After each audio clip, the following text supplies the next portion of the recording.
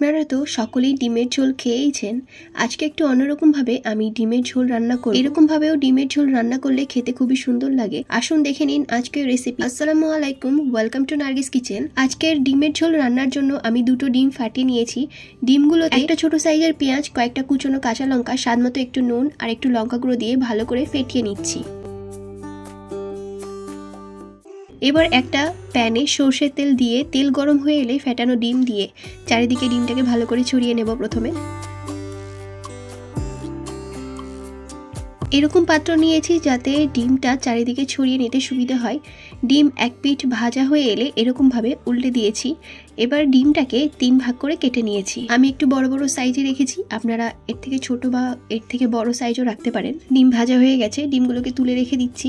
অন্যদিকে কয়েকটা সয়াবিন নিয়ে নেব। সয়াবিনগুলো ভালো করে পরিষ্কার করে নেব জল দিয়ে ধুয়ে। এবার সয়াবিনগুলো সেদ্ধ করে নেব। সয়াবিন সেদ্ধ হয়ে এলে জল ছেঁকে সয়াবিনগুলোকে তুলে নিয়েছি। এবারে ওই একই পাত্রেই আরো একটু সরষের তেল দিয়ে সয়াবিনগুলোকে ফ্রাই করে নেব। সয়াবিনের একটা কাঁচা ভাব থাকে, তার ফলে অনেকেই সয়াবিন খেতে পারে না। তবে এরকম ভাবে ফ্রাই করে নিলে একটু নুন, হলুদ, লঙ্কা গুঁড়ো দিয়ে তবে সয়াবিনগুলো খেতে খুব সুন্দর লাগে এবং রান্নার সময় সয়াবিন গলেও যায় না খুব বেশি। সয়াবিন ফ্রাই করা হয়ে গেলে তুলে নিলাম। আর ওই একই পাত্রে আবার একটু সর্ষের তেল দিয়ে এবার রান্নার কাজ শুরু করব। দুটো তেজপাতা আর একটা দারুচিনি, কয়েকটা এলাচ আর কয়েকটা লবঙ্গ দিয়েছি।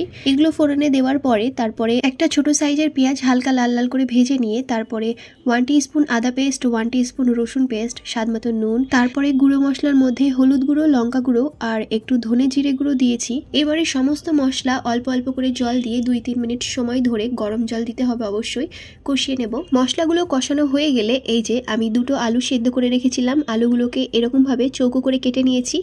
এবারে আলুগুলো দিয়ে আলুর সাথে মশলাগুলোকে কষিয়ে নেওয়ার পরে সয়াবিনগুলোকে দিয়ে দেবো। আরও কিছুক্ষণ কষিয়ে নেব আর অনবরত নাড়তে থাকবো আর অল্প অল্প করে জল দিতে থাকবো যাতে মশলা তলায় লেগে না যায়। সয়াবিন আলু দিয়ে এই ডিমের ঝোল রান্নাটা খুবই সহজ এবং খেতেও দুর্দান্ত লাগে। আমি এবারে অনেকটা পরিমাণে জল দিয়ে দিলাম। যতটা পরিমাণে আপনারা ঝোল খেতে পছন্দ করবেন ঠিক ততটা পরিমাণে জল দেবেন। দুটো চেরা কাঁচা লঙ্কা দিয়েছি আর একটু সামান্য পরিমাণে চিনি দিয়ে দিচ্ছি। আরও 5 মিনিট লো টু মিডিয়াম ফ্লেমে রান্না করার পরে ঝোলটা ফুটে এলে তারপরে ডিমগুলোকে দিয়ে দিচ্ছি।